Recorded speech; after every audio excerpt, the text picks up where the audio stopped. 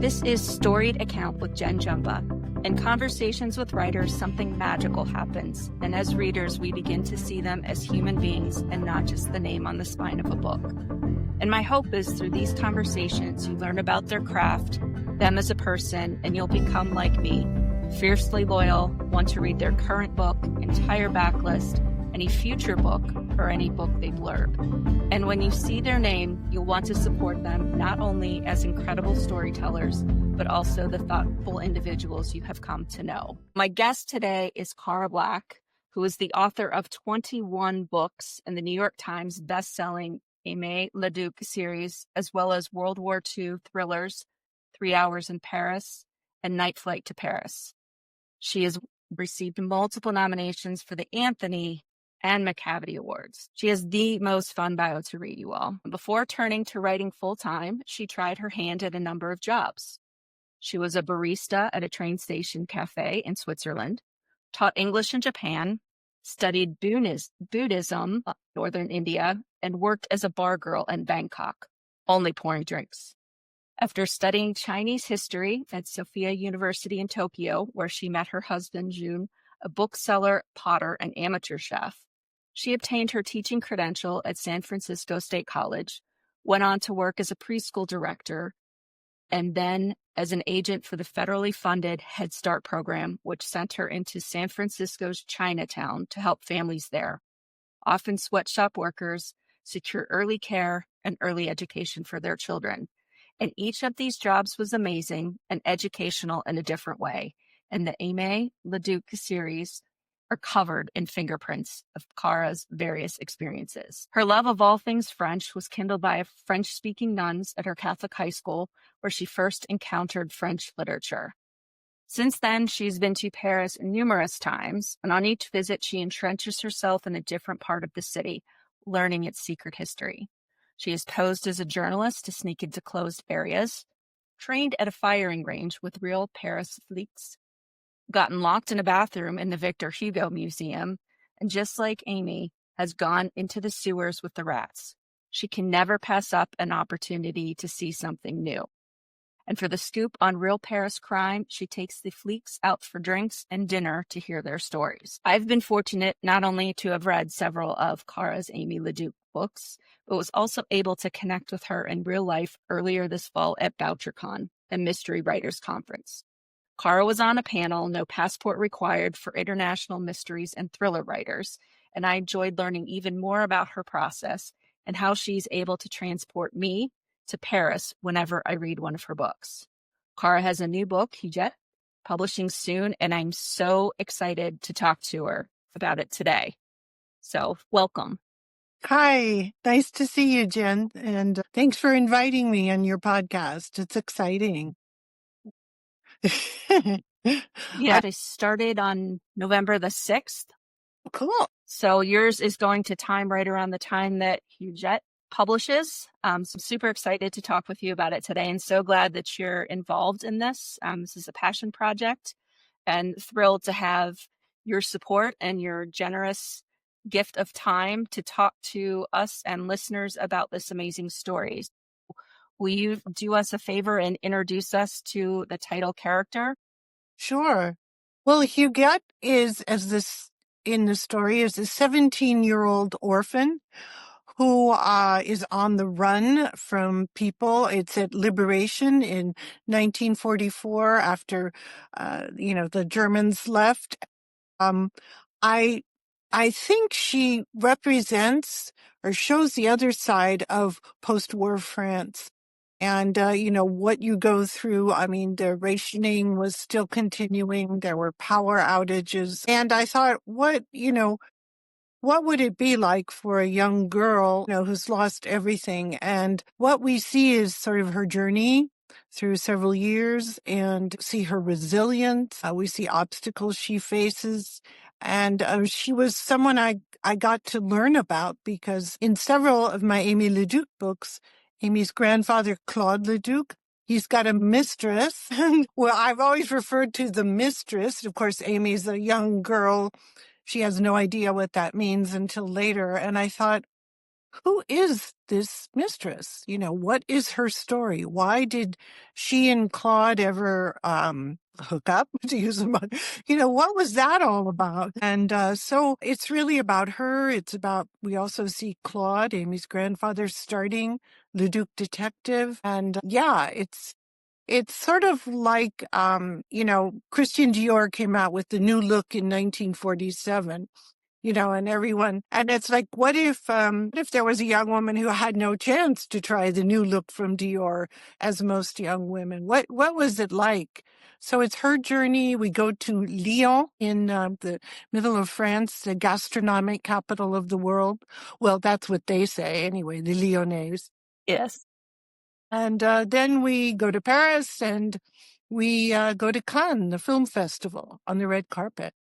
You do a wonderful job of capturing what it is like after the war ends. We read about it in history, the war ends, and we just, I don't know, assume that it's right back to normal afterwards. And it's not. It's dark and it's gritty. And to your point, things are still rationed with some people, right? And Huguette is probably one of the neatest characters that I've read about.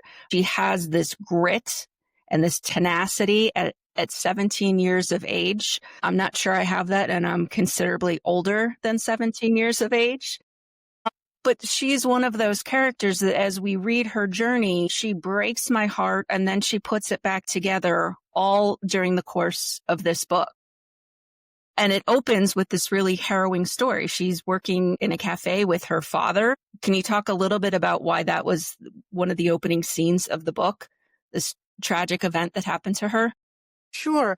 Well, I had gone to that cafe. It's based on a real cafe, and it's right across from the police prefecture, the main police commissariat. And I'd sat there, and the police came in and out, and were eating there and talking to the cafe owner and the waiters. And I thought, wow, this is sort of like their second home. You know what I mean? They just go across the street to their cafe.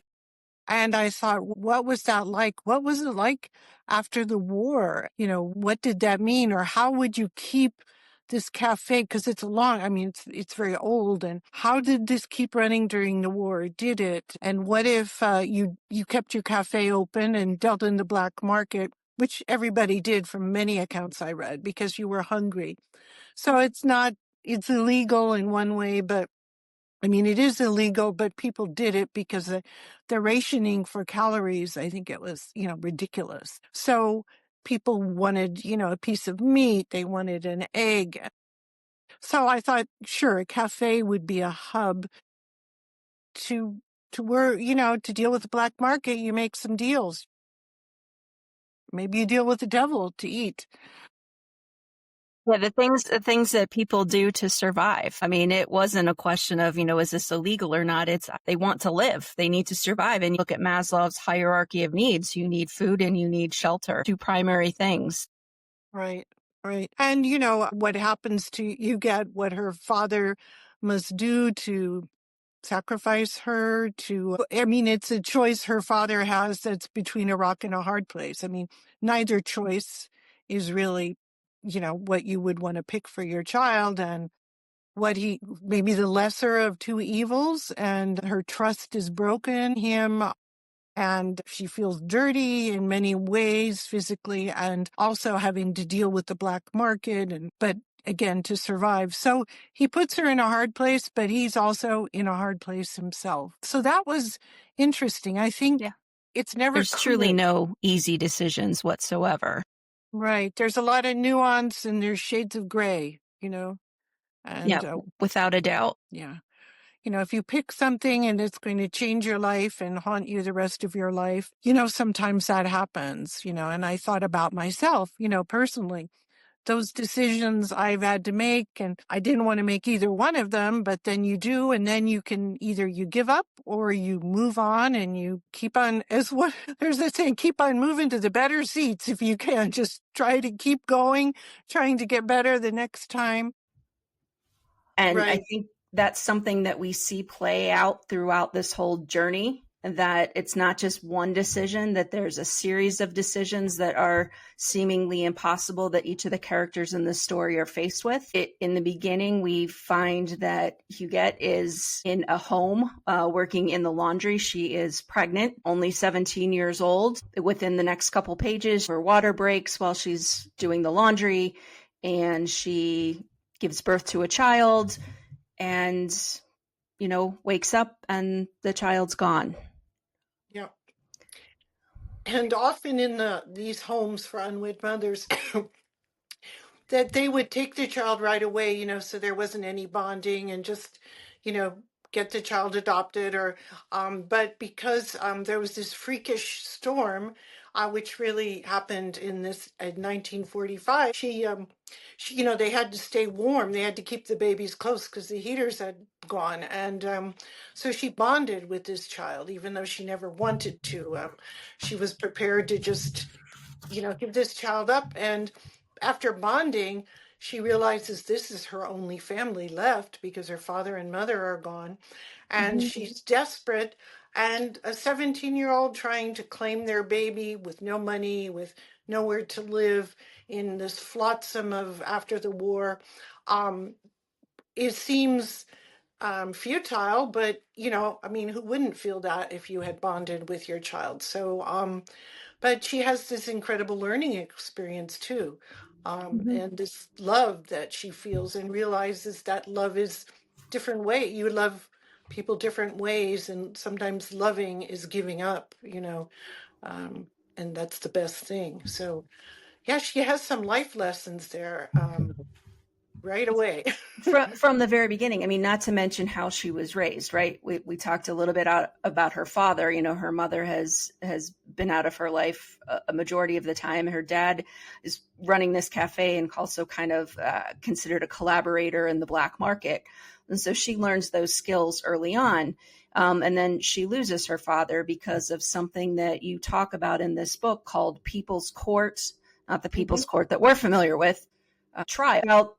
Sure, it's like vigilante justice, and a lot of it, it's a sort of a sad time, and people really didn't want to talk about it. But after the war, maybe someone had more rationing coupons or slipped something to someone, and they got better treatment, or a better, sometimes people. And this happened in different parts of Europe, not just France, but in France, it's documented. They informed on their neighbors, denounced them. That you could write a letter to the Germans, and then they would seize the apartment, and then the other family would get the better apartment.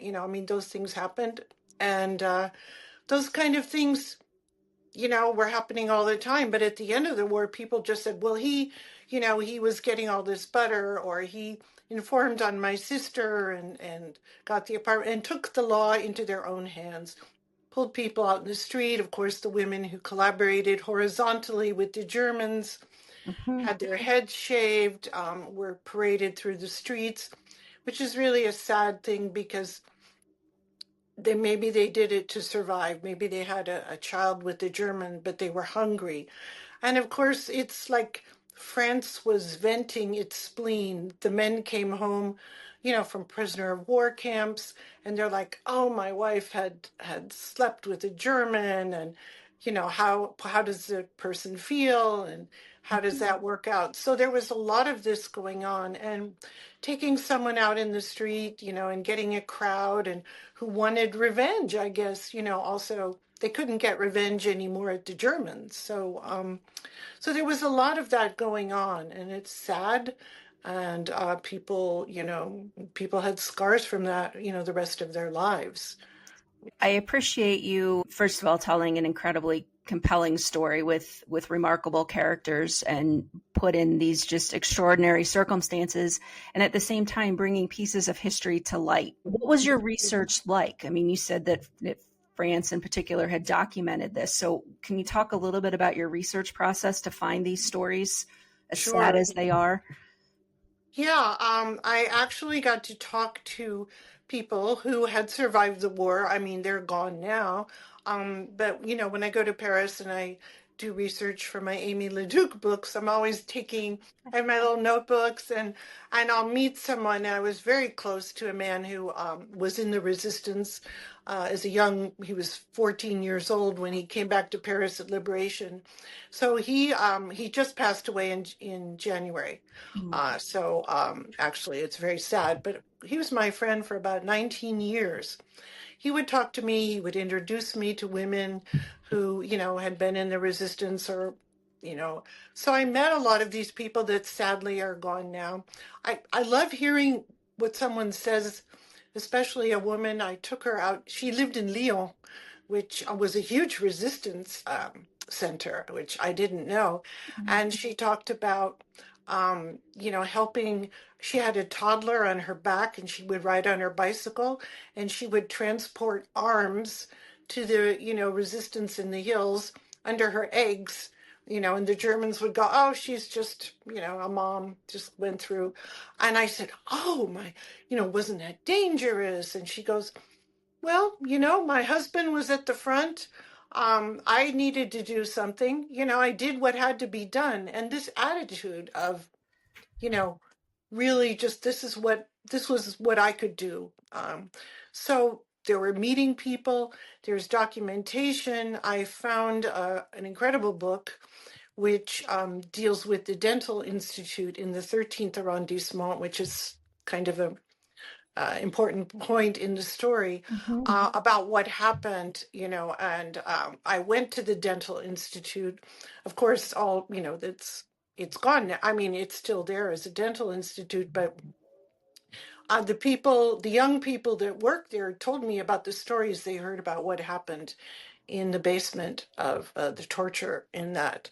So I read the book, I talked to the people, I went to archives, I looked things up again, and then I'm thinking, again, I'm writing fiction.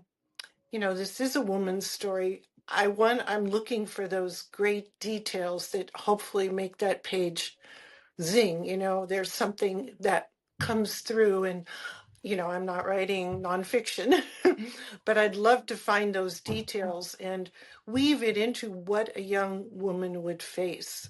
So And you did that, clothing. yeah, did that so beautifully. I know we talked a little bit beforehand. I think I read you like half of a page that has haunted me ever since reading it, but bringing that to life and truly understanding the character and the setting that they're in, that the setting becomes another character in your books. I mean, there's even the setting is war torn, and your words are a village in ruins broken like her. It brings it to the point where I can only react viscerally. I'm not trained as a writer, thank goodness.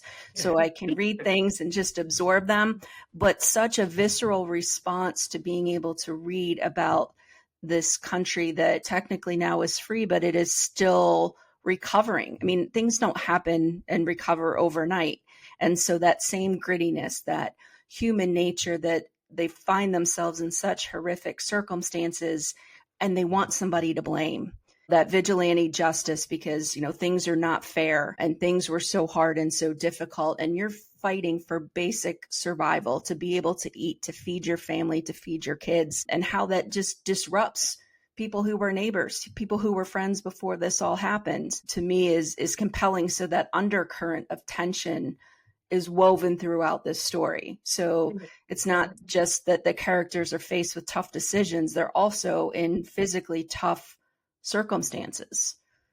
Yeah, what you said about recovery, it's true. Recovery is not overnight. That's a very good point. And the whole generation were damaged, like present day. I mean, look what happens, with the wars going on now. We're going to have to deal with this young generation who grew up only knowing this. So yeah, as you were saying before, it's sad that we're kind of repeating history. I really want to bring up that it's not all gloom and doom, because she is a fighter. When she gives up, she knows she can give up. Her mother always said, if you give up, that's it. Okay. Mm-hmm. And if she gives up, that would be it. So she starts to fight, and she's good with numbers, which her mother taught her in the cafe. So that's kind of her little skill set there that really propels her through her life. She knows, I'm good with numbers. This I know. If I can start, working in a cafe and in a job I can do, I can do it. I know that. So she kept telling herself that she could do this. And being a woman after 4.5 years of wearing the same clothing because there was no cloth.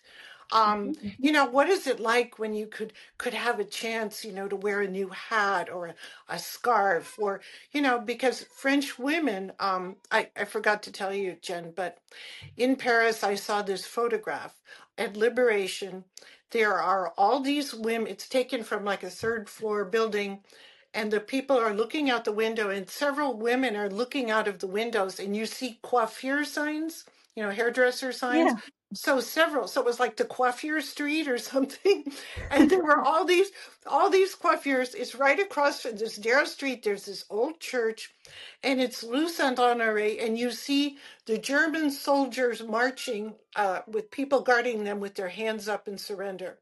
Wow. So it's a great photo, and so you've got the Germans marching in the women with the rollers in their hair, leaning out, getting ready to welcome the new men in town, the GIs, Yeah. and trying to wash their hair if by chance they have hot water. It's such a because you're a woman, life is supposed to be different now. We have new Yes. people coming. Yeah, and you want to look your best. When you look good, you feel good kind of attitude, and to have that stripped to your point of for over 4 years is tough. And I also learned in your book that part of the reason why they had little food and crops is because their agricultural machinery was melted down for arms. So Yes. they didn't even have the tools anymore to be able to be somewhat self-sustaining. So that takes a while for that to come back. But to your point, Huguette has such grit. This gift she has for numbers allows her to do more than just, work in a cafe. Working in a cafe is great, but to have the affinity for numbers and to figure out how things work ultimately leads her to Louis. Can you talk a little bit about that introduction and that dynamic between the two of them? Well, thank you for bringing Louis up because he is such a big figure. He's Hmm. sort of loosely based on some iconic directors. But what I didn't know when I started researching, and then I went to film archives, I went to the Lumiere Institute in Lyon, where some of the first films were ever produced in France. They're mad for cinema, and film. But there were several studios in Boulogne-Billancourt, just on the outskirts of Paris, and they were very famous. They made incredible, iconic films.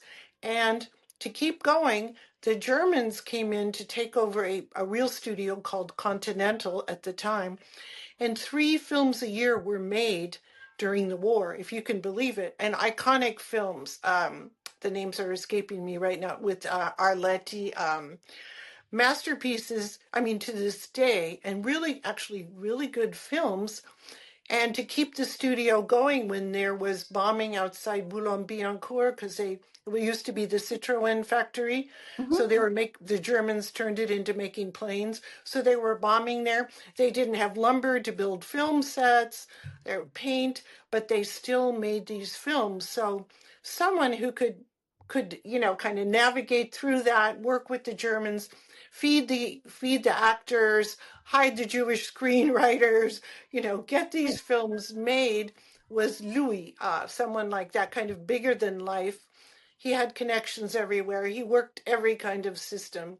So Louis, who physically is failing, his eyesight, his health, he needs someone, and he finds Huguette is referred to him.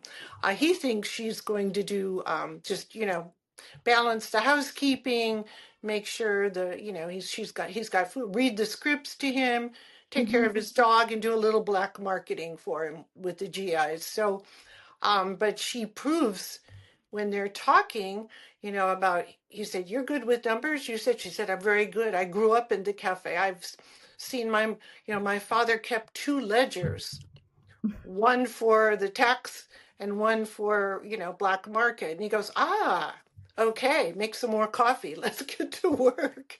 Yeah. So but Louis, I think, as a great director and a huge film producer, had the eye, and he could see the gifts people have, the skills and the talents. And if he nurtured her, what could happen. So Louis had this eye, he could see, he could read her. I thought it was a great duo.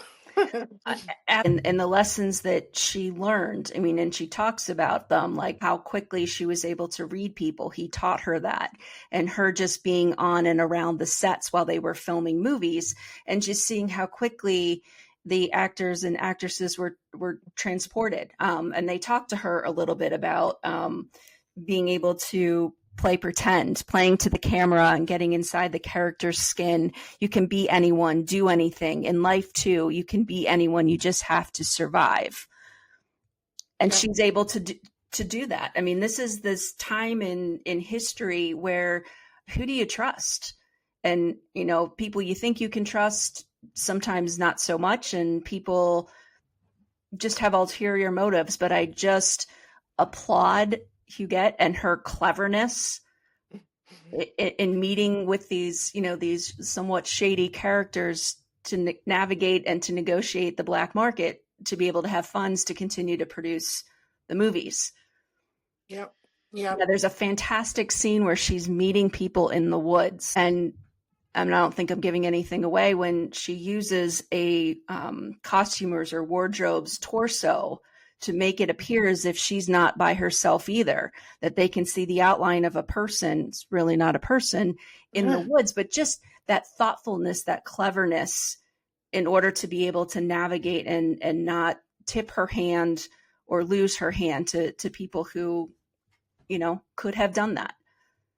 Yeah, thank you. Yeah, I thought, she's absorbing all these tricks of the trade from the actresses, from the people, where she's living in the dormitory with the women and seeing and how people make a world of make believe, and if you act like it's real, people will believe it, right? Mm-hmm. You just try and get your courage, and people won't question you if you walk through a door when you're a nobody, so her skill set is expanding, and she can think on her feet, which I wish I could.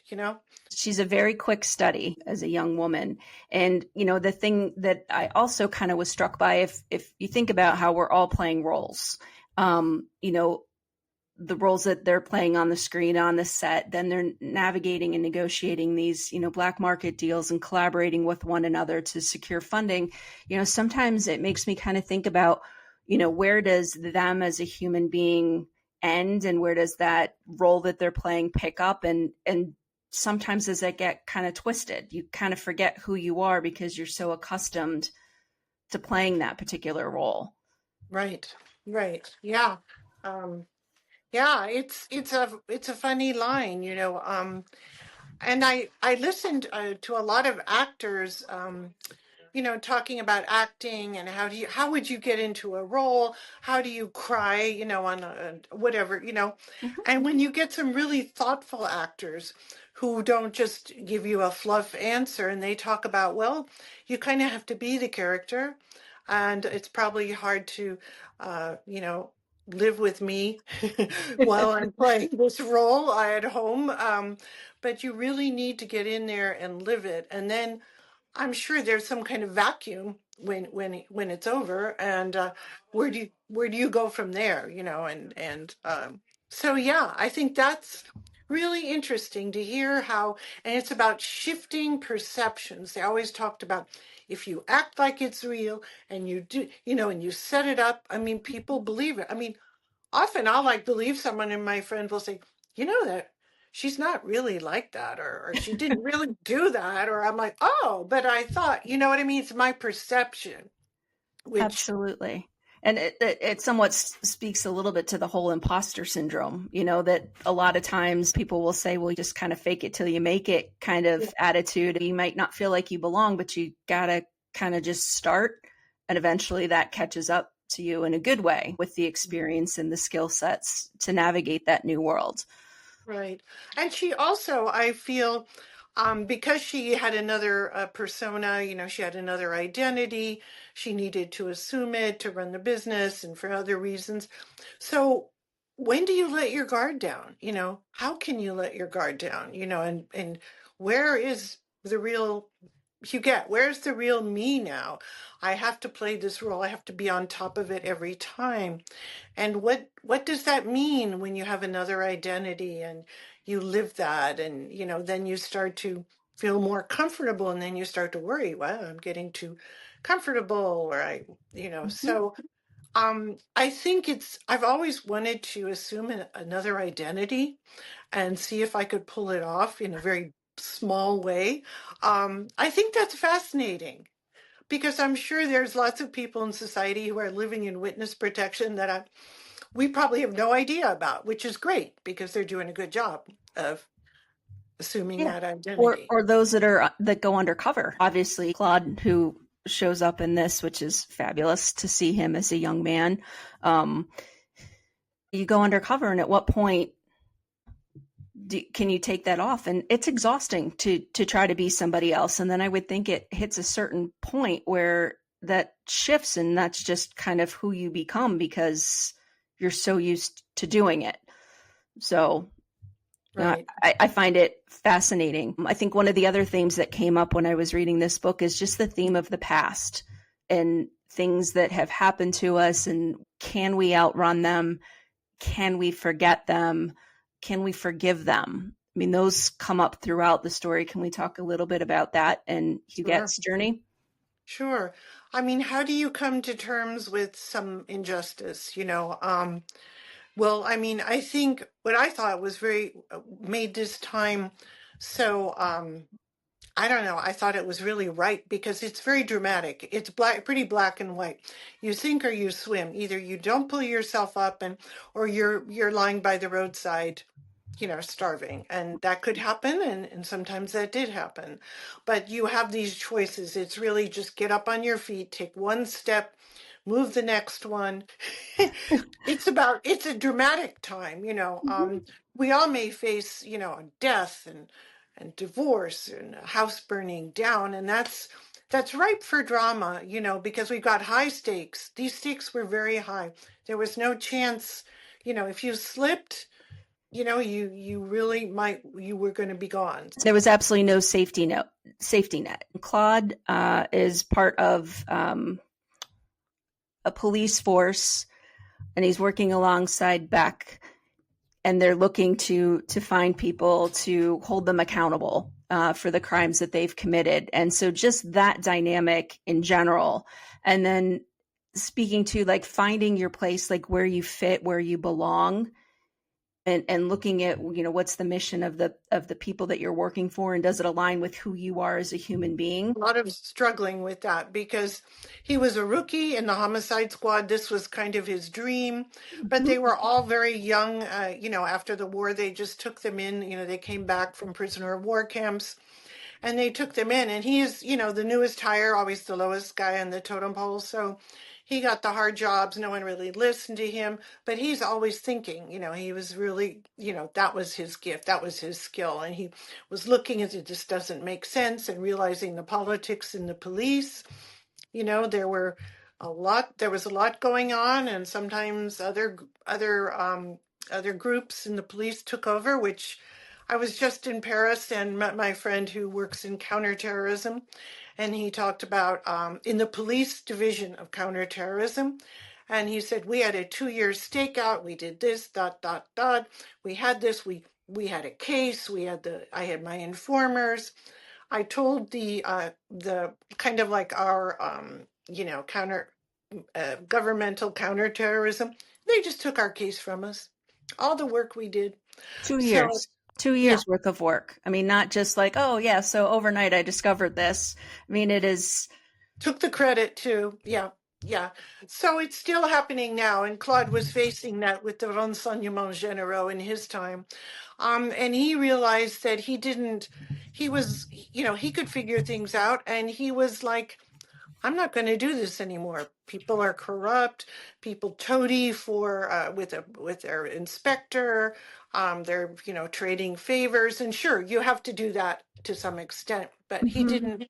It was too much. So it was a kick in the pants, and he started his own detective agency. So we get to see, which is exciting, Yeah. Claude starting Leduc detective, and sitting on the floor in this wonderful office he rented without any furniture, but so proud. And then if the furniture comes, but yeah, sort Yeah. of origin there, and which his granddaughter inherits. Oh, I think that's a wonderful origin story to see how he got to that point. And you talked about his skill set, his ability to observe people, his ability to listen, and I think that's part of the reason why he and Huguette got along. Is he noticed from the very first moment when he saw her kind of on the floor crying in the Mhm. police station because she had been arrested, and he pours a cup of coffee and he sits it on the table thinking, okay, well, at least I can't give it to her directly, but if I set it here, she'll know. And she thought it was a trick. I mean, you become so distrustful growing up in that environment and during the war and after the war, not knowing who you can trust. But there was something that you captured his essence of kindness and keen observation. Oh, Um, thank you. yeah. Really good. I've met some Paris policemen, who have that.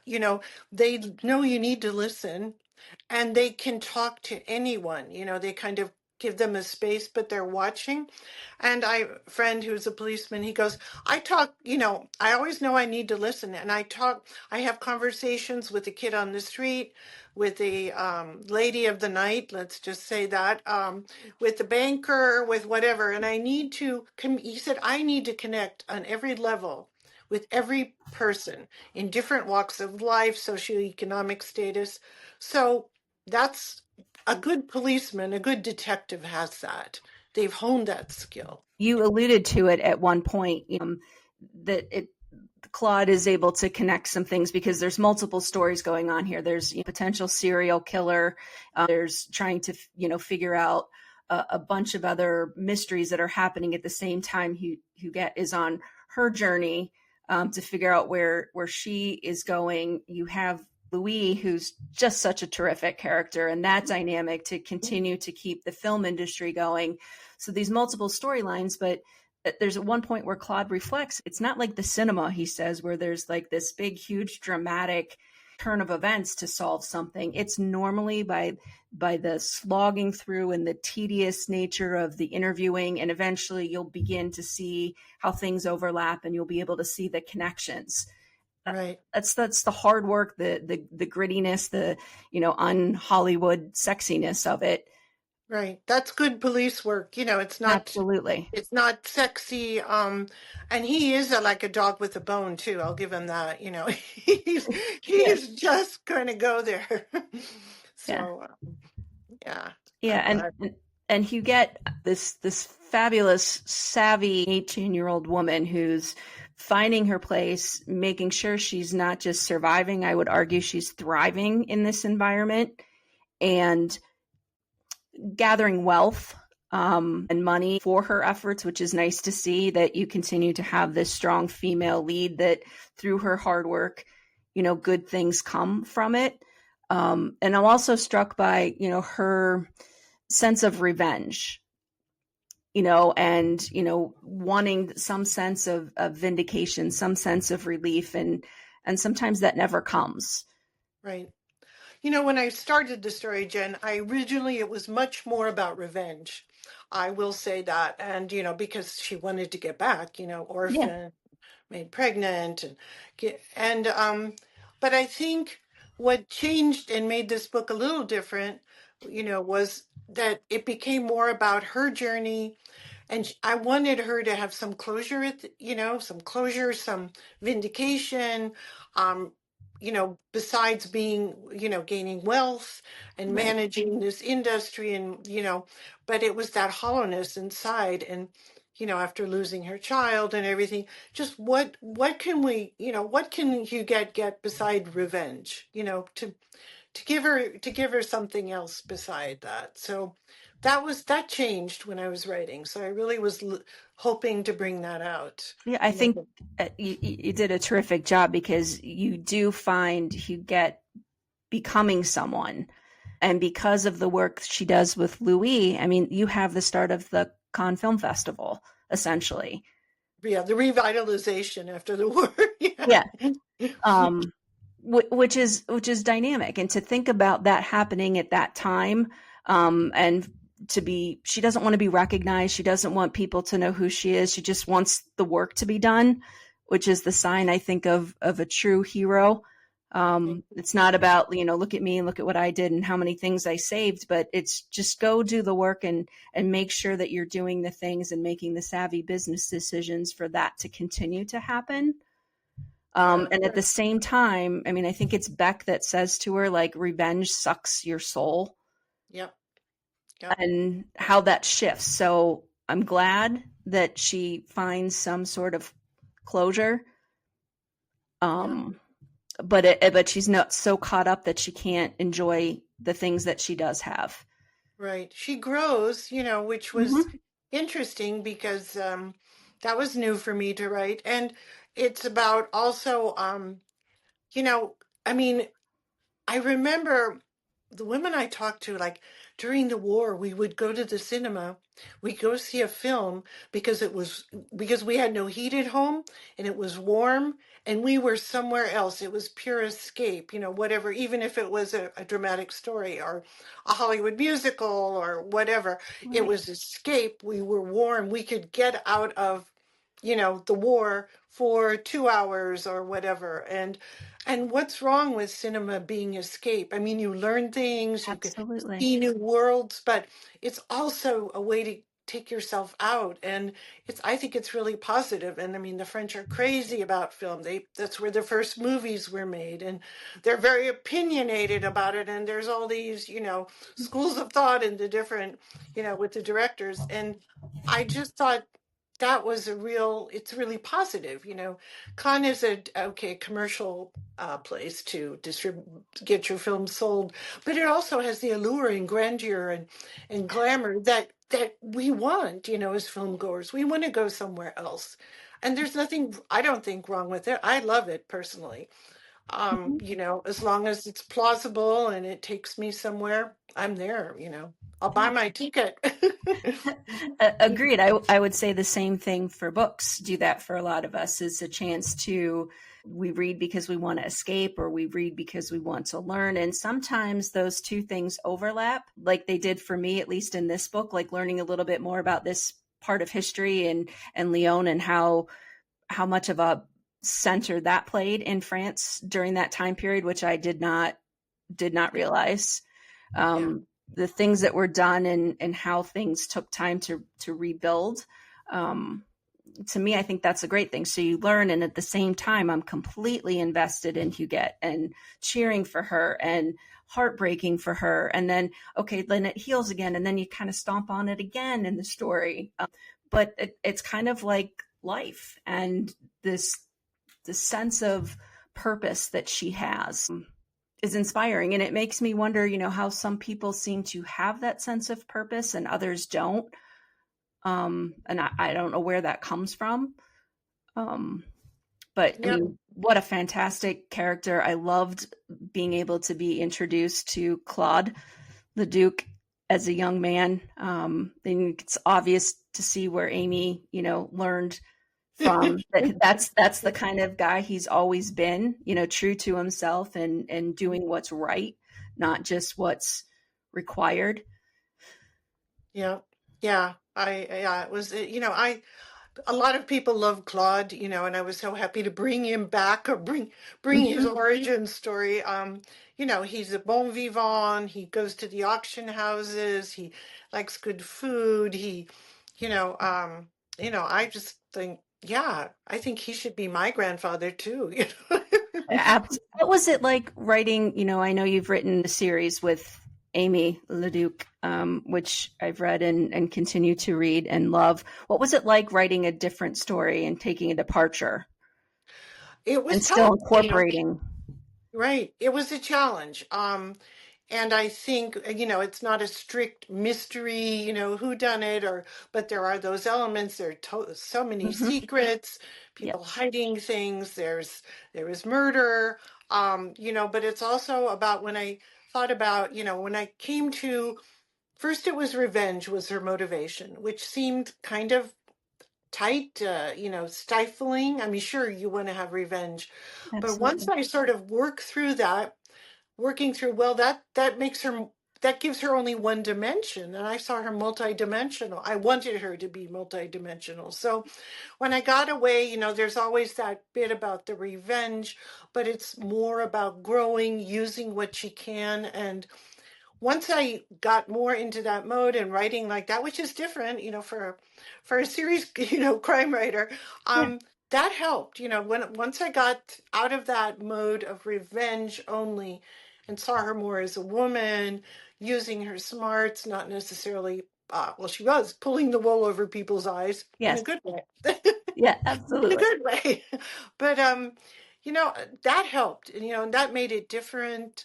And I thought, who she to me, she's like, there's a Paris city motto. It's in Latin, fluctuat. I'm sorry, I forget it, but it says it's because the symbol of Paris is a boat because of the Seine, and that's how Paris was discovered, right, through boats and Yeah. Caesar, and although everything came on barges and boats. Um, but it's like so it's Paris, which is the boat. It sinks, but no, it wobbles, but it does not sink. So which means there's rocky waters, there's problems, or the boat wobbles and tips and turns, but it does not sink. That's the Paris city motto. Oh, what a great motto. Yeah, and I was just, in Paris, and they have the commemoration of November 13th of the people that were massacred, at that 10 years ago. It was very, very moving. And I went to the Place de la République where they had the candles and everything at night. It was, and so they had the picture of the boat, it wobbles and twists and turns, but it does not sink. So Paris, you know, um, Paris is still here, and everyone came together. It was very moving. We come together in a crisis, and we survive, and we hold on, and we get there. So Absolutely. Yeah. I can only imagine how I can't believe it's been 10 years. in I mean, years. time flies, but what an incredibly moving ceremony that must have been to Oh, and experience. yeah, yeah. Silence. At Place de la République, you have hundreds of people, you have all these candles, and people just came and stood and were quiet. There was silence. I have Very moving. goosebumps just hearing that. Yeah, very moving. So, but healing together was a way, of also acknowledging it. I think there was a lot of time. I was listening on the news, and they're saying, let's, we're healing together. Let's talk about what's happened in 10 years. So again, it's that, we come together, we don't think. It's exactly right. And not so caught up in revenge. I mean, yes, wanting people to be held accountable, absolutely. But by the same token, not letting the revenge consume the beauty of the lives that were lost. Right, right, right. Exactly, exactly. And the people who survived. Yeah. And there's a moment where Claude is talking to Huguette and he says, facing this tragedy is hard, but maybe that's how you get past it, not to let this past haunt you. Right. And so, I mean, here we are, you set the book back in 1940s, and here we are how many years later, and that same theme seems to emerge, that you face it. You don't face it by yourself by any means. And at the same time, it doesn't haunt you. Yeah. Yeah. Yeah. Wow. I think about the other theme is just the reinventing of oneself throughout this book. These characters who have to do this for survival, and then also just in order to not just survive basic things, but in order to have a life, a meaningful life moving forward. Right. Right. It's So like, do we want to just, okay, if we made it through the war, we made it, we're surviving, but you want more, you want a life, you want people in your life, you want to, have human interaction, which is always what is a big struggle for Huguette. I mean, when I think of her, she grew up in the cafe, literally. She was Hmm. brought there when she was little. That's all she ever knew. The clients, the waiters, the locals, the dogs, and everyone. She knew everyone. They knew her, which is Right. very cafe culture, right? They lived above the cafe, which there was a family who did. And so that's her life. Come home from school, everybody goes, "Oh, did you pass your math test today? You get, that Yeah, kind of, you know, exactly. um, and so she does miss that human contact, that Yeah. community, Exactly. I was just thinking that sense of community that seems to have splintered because people, neighbors and friends are turning on each other. Definitely challenging times, and she finds a way to kind of rise above and creates a new community moving forward surrounding films, which are an incredible, whether it be entertainment or windows into who we are as human beings or who we right. want to be as human beings. Hmm. Yeah. So, And Simone, her assistant in Lyon, yeah, was a great character. I had a lot more written about Simone, but she got sort of pared back. But Simone was an incredible woman who just kind of took the bit between her teeth and decided to move on and kept to herself, never, spoke out, was loyal. And, there are those people. And when Huguette could find someone like Simone who she could finally trust with most everything, not everything, but with right. a lot of things, she could trust her. And so there was this bond. And there were people like that who were like, let's just keep going. It's going to get better. I'll make it better. I will.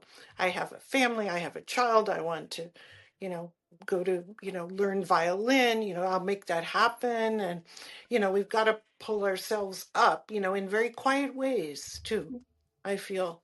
Yeah, and how lucky we are if we're able to find those kinds of people who are loyal and who encourage us, and we encourage them, so that together that more can be done, Yeah. for the betterment of all, rather than thinking we have to go at everything as a solo. Mm. Yeah, what And a marvelous story. when you talked about research, I forgot to say that I found these old magazines from the 1940s, women's fashion, and there wasn't a lot because of the rationing of paper. And there was a Hmm. shortage of paper, but you could, I found some with these clothes and how they make do, with what they had, but of course it had to have this little flair of a little ribbon with little extra fabric, or, it was really, how do we cook when we have, so much, whatever. It was Miss it, like, yeah, absolutely. I mean, it to me it is amazing what we're capable of. If things are pared back, we'll find a way. yeah. And they do it with the French flair, Oh, that yeah. sense of fashion, that dash of panache, so to speak. There you go. Yeah. Yeah. It's French. They look different. No matter how they make do, it's better than my making Oh, do. no kidding. I'm like, I wish I could look like that. With the make do, but I could talk to you for the whole rest of the afternoon about this story and about your research. And I mean, flipping through magazines from the 50s, I mean, that's fantastic. And in my department at the library, we have microfilm and microfiche. And so we get questions, and everybody's like, oh, it's so hard because they're not indexed. I'm like, oh, that's the beauty, because you have to go through each page. And I can remember looking up something for a customer and stumbling across, these are the plans for what we want New York Public Library to look like, and we think it would be really great if it was here on 42nd, and if we had two lions outside the front. And I'm thinking, that was way back when they were just planning. And it's just so fun to see. And then you see like advertisements for the costs of things, and it just Right. kind of Right. takes you back in time, and is really a great, wonderful way to help aid research to capture the authenticity of that time period, which you did really well. Well, thank you. Yeah. What's on sale in 1946? It's like, wow, It, really? exactly. Or There's a, what didn't they have that we have today that we've taken for granted? right, right. Yeah, So, like a refrigerator, a little tiny, yes. the 19, I was like, wow, it looks like a suitcase, but okay. Yeah, I know. I mean, there's a lot of progress, but by the same token, there's a lot of things that there's still a gesture and a nod to its origin, which is really kind of fun. Yeah, totally. Yeah. Oh, I'm glad you like those old things too. Yeah, it feels much more authentic when you can. Absolutely. Yeah. So as we wrap up with Stories End, we have the final 5 questions. Okay. So, are you a morning person or a night owl? Morning person. Morning person. What was your favorite book as a child? Eloise Goes to Paris. I should have guessed. Haven't you seen that? It's a graphic by Kay Kendall, you know? Yes. Yeah. Mm-hmm. Okay. Okay. Oh, Favorite. absolutely fabulous. I just heard a writer speak at a conference, and they said whatever book that you read as a child that stuck with you will stick with you for the rest of your life. Wow. And so I was Wow. thinking, I'm like, well, this is why I'm a fan of Anne of Green Gables. You know, I read it and it resonated. Same thing with like Little House in the Big Woods. These books that you read when you're young that just continue to stay with you. Right. So Eloise Goes to Paris. It's a great choice.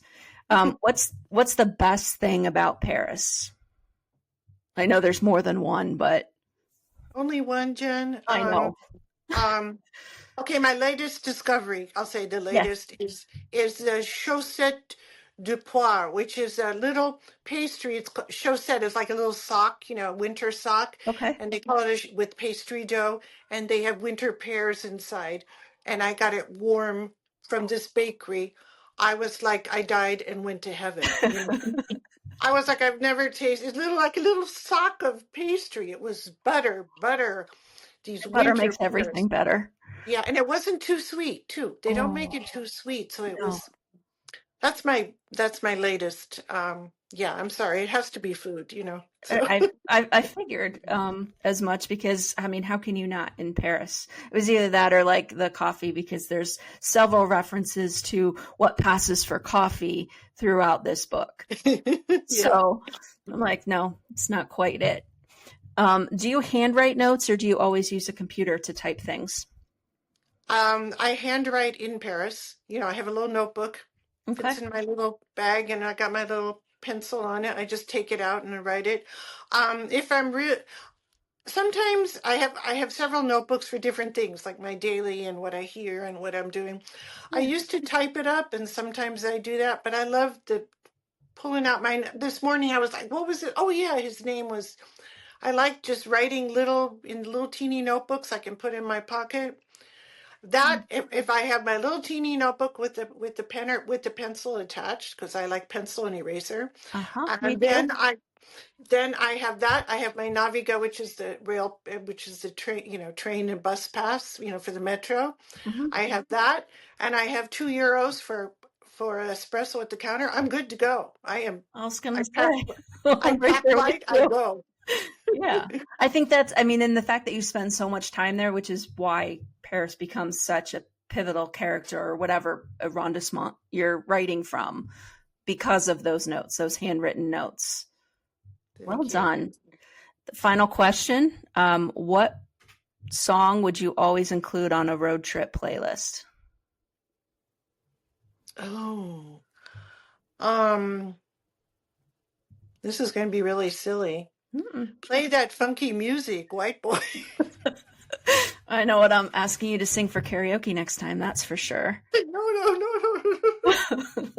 So I want to say a huge thank you to those of you who are listening. And Cara, thank you so very much for spending time with me talking about Huguette. Beautiful book, incredible character. I want to have more Huguette in my own life.